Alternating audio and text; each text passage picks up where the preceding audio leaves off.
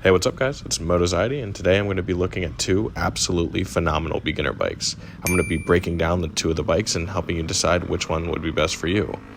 If you haven't already, please subscribe to my YouTube channel, like this video, and leave a comment down below for more content like this.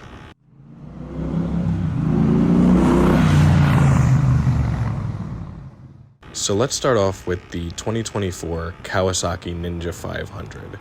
Kawasaki has elected to get rid of their previously loved Ninja 400, a bike which I currently own. I have the 2023 model, and replace it with a newly updated Ninja 500. So the Ninja 500, hence the name, has upgraded its motor to a 451cc parallel twin that Kawasaki also runs in their Eliminator line. This new motor supposedly makes 44.7 horsepower and about 34.5 foot-pounds of torque, which in all honesty, there isn't really a difference in horsepower between the Ninja 400 and this Ninja 500, but there is a pretty significant difference in torque, which should make the bike feel a lot peppier all around, and something that the Ninja 400 definitely falls a bit flat on its face with. So I'm excited for this new upgraded torque in the Ninja 500 for sure. Okay, so it's got a new motor and makes a little bit more torque. So what? It's still the same bike, right? Well, not really.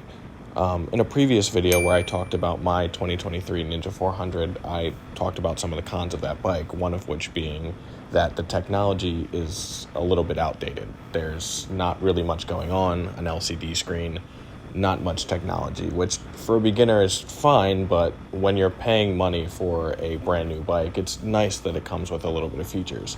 This Ninja 500, they definitely stepped up their game a lot and included a ton of features, like a TFT dash and something brand new that Kawasaki is calling Key Pass. This new Key Pass system, although Kawasaki hasn't released too many details about it yet, is going to be like a key fob pretty much. Instead of using a traditional key that you stick inside your motorcycle, you will now be able to walk up to your bike and just start it.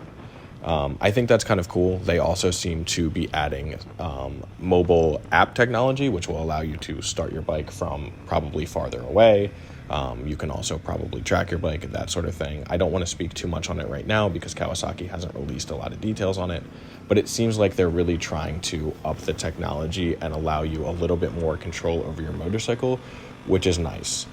There are some cons that come with stuff like that. Like, I'm really hoping that there is some sort of manual key override, because we all know technology fails, and if I walk out to my bike one day and I can't start it because for whatever reason the signal from the fob isn't attaching to the bike, I'm going to be a little upset.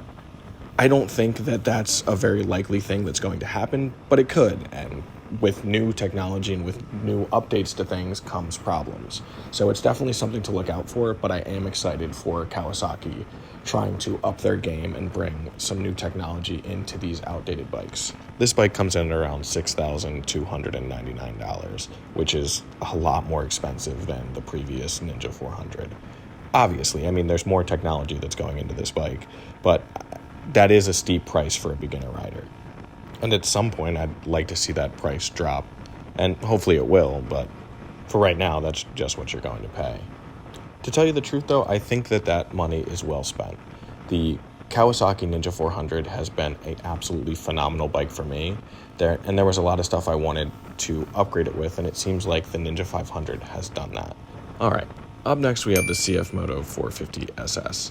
And I really want to compare the two of these bikes, not just because they're 450cc motorcycles, but also because I very much feel that Kawasaki is coming out with their new Ninja 500 in response to the hype that surrounded this motorcycle. Up until recently, there really wasn't much in terms of competitors for Kawasaki's Ninja 400.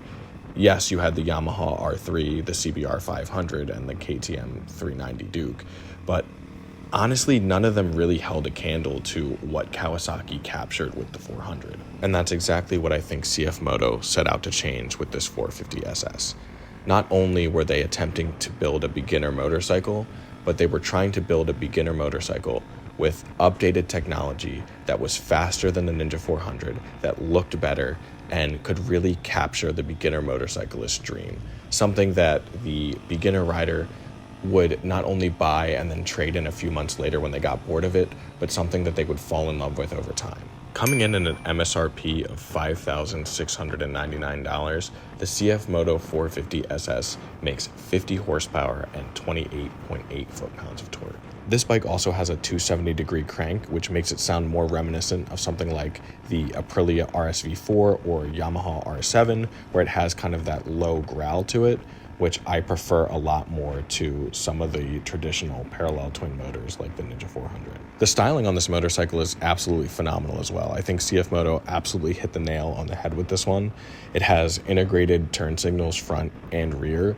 The integrated turn signals on the front are actually integrated into the mirrors, which is something that you don't see a lot on beginner motorcycles or motorcycles at this price point at all. Honestly, it's something more reminiscent of like your BMW S1000RRs or your Suzuki Gixxer 1000s, you know, which for a beginner rider, when you have a bike that stands out like this and looks really good, it helps to boost their confidence a little bit. It looks really, really good.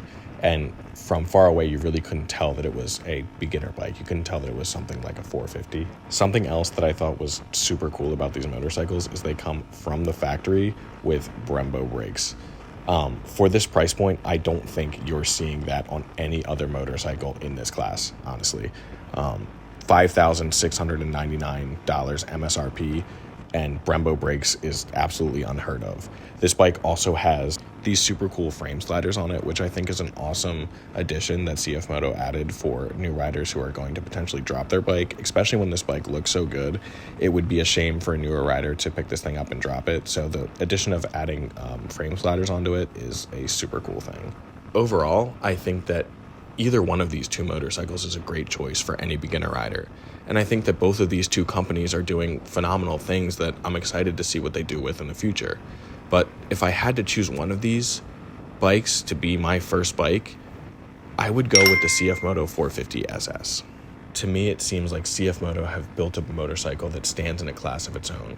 Something that comes in at a solid price point, looks really good, sounds really good, and is still beginner friendly, which is something that the market was kind of lacking for a little bit, and I appreciate them for building a bike that does that. I know a lot of people will give CFMoto flack for being a lesser known Chinese company, but in all honesty, you have to start somewhere, and they've built a lot of bikes that people so far have really enjoyed over the last couple of years. I'm excited to see what they do in the future, and I can't wait for them to build more bikes like this. Thank you guys for listening to my video. Like I said in the beginning, if you haven't already subscribed to my channel and you like my stuff, please consider subscribing. Also, leave a comment down below on which bike you're excited for. Do you like the Kawasaki Ninja 500? Do you like the CFMoto 450 SS? Or is there another bike that's coming out this year that you're really looking forward to? I'm looking forward to hearing from you guys and talking to you on here. Like this video, and I'll see you in the next one. Thank you.